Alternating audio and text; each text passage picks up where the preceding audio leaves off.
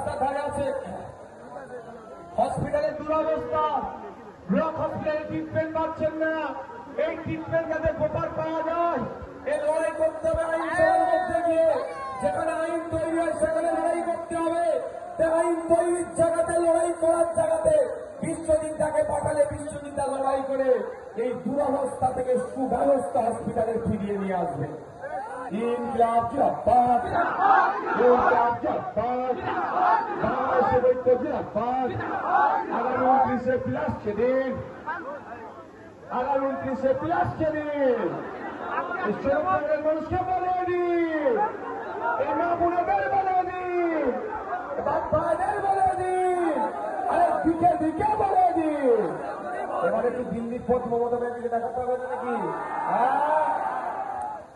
এই মমতা ব্যানার্জিকে বলে দিন, পেছন দিক থেকে আওয়াজটা ঠিক আসছে না।